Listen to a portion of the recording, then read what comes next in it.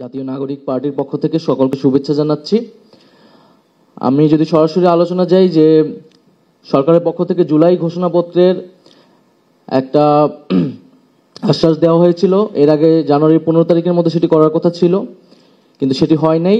সাম্প্রতিক আওয়ামী লীগ নিষিদ্ধের যে আন্দোলন, সে আন্দোলনের প্রেক্ষিতে সরকার 30 কার্যদিবস ঘোষণা করেছিল। আমরা দেখছি অনেকগুলো কার্যদিবস হয়ে গেছে এবং সেই জুলাই ঘোষণাপত্রের জারি করার ক্ষেত্রে সরকার কি ধরনের উদ্যোগ নিয়েছে বা সেটি কবে হবে সেটা আমরা এখনো পরিষ্কার হতে পারি না। আমি আশা করব যে সরকার যে প্রতিষ্ঠিত সময়, সেই সময়ের মধ্যে জুলাই ঘোষণাপত্র জাতির সামনে জারি করবেন।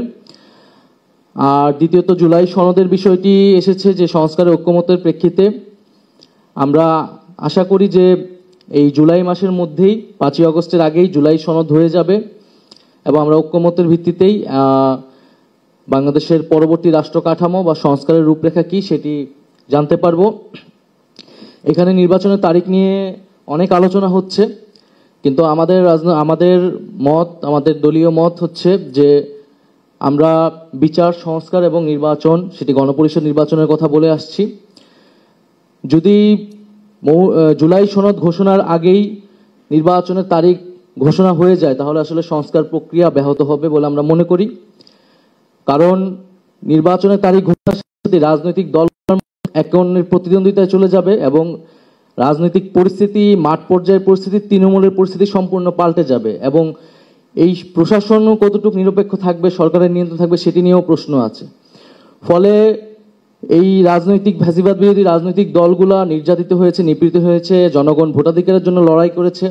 আমরা 16 বছর অপেক্ষা করেছি, 10 মাস অপেক্ষা করেছি, আমরা আশা করি যে আরো 2 মাসও আমরা অপেক্ষা করতে পারবো। জুন জুলাই মাসের মধ্যেই জুলাই সনদ আলোচনা করে ফেলা উচিত এবং জুলাই সনদ ঘোষণার পরে নির্বাচনের তারিখটি ঘোষণা করে দেওয়া উচিত আমরা মনে করি। কারণ জনগণকেও আমাদের আশ্বস্ত করতে হবে, এই সরকারের দায়িত্ব যে ভবিষ্যৎ বাংলাদেশ, এই বাংলাদেশের শাসনতান্ত্রিক পরিবর্তনটা কি হবে, শাসন ব্যবস্থার পরিবর্তন কি হবে, কি কি মৌলিক সংস্কার হবে, আবার রাজনৈতিক প্রয়োজন যে নির্বাচনের তারিখটি কবে হবে। তাই সেক্ষেত্রে আমি আহ্বান জানাবো যে জুন জুলাই মাসের মধ্যেই জুলাই সনদটি তৈরি করে আমরা যাতে 5ই আগস্ট ভাবে এই জুলাই গণ অভ্যুত্থান আমরা উদযাপন করতে পারি এবং সেই উদযাপনের মধ্যে দিয়ে নির্বাচনের তারিখটি ঘোষণা করে দেওয়া যেতে পারে।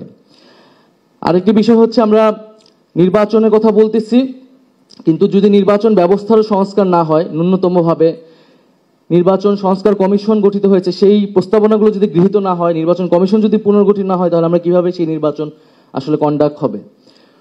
এবং নির্বাচন কমিশনের নিরপেক্ষতা নিয়ে প্রশ্ন উঠেছে। আমরা প্রধান উপদেষ্টার কাছে আমাদের সেই উদ্বেগ জানিয়েছি, সরকার সেইটি হয়তো বিবেচনা করবেন। আর পাশাপাশি আমরা দেখতে পাচ্ছি যে গভীর উদ্বেগের সাথে যে আমাদের নির্বাচন কবে হবে কি হবে না, এটি কখনোই সামরিক যারা দায়িত্বে আছেন তাদের জায়গা থেকে আসতে পারে না এবং রাজনীতির যে সামরিকীকরণ, সেটা থেকে কিন্তু আমাদের অনেক লড়াই করে বের হতে হয়েছে এবং এটা কোনো গণতান্ত্রিক চর্চা নয়। ফলে সেই বিষয়ে আমরা যাতে সচেতন থাকি এবং কোনো দলও সেটিকে সমর্থন করছে, এটি আমাদের গণতন্ত্রের জন্য অনেক উদ্বেগের। নির্বাচন কবে হবে যেদিনই হোক না কেন, এটা একটা রাজনৈতিক সিদ্ধান্ত, রাজনৈতিক দলগুলো এবং সরকারকে এই সিদ্ধান্ত নিতে হবে, অন্য কেউ এ বিষয়ে কথা বলতে পারবে না। আমরা দেখছি বিদেশি শক্তি, বিভিন্ন আমাদের যেই স্বার্থকারী দেশ, তারাও নির্বাচনের তারিখ নিয়ে কথা বলছে। তো সেই বিষয়ে আমাদের জাতীয় ঐক্য আসলে আরো সংহত করা উচিত এবং আমরা যাতে আমাদের দেশের সিদ্ধান্ত আমরা নিজেরা নিতে পারি, সেই ধরনের আমাদের পরিবেশ তৈরি করা উচিত। আর আজকের এই আয়োজনের জন্য ধন্যবাদ জানাচ্ছি। আসসালামু আলাইকুম।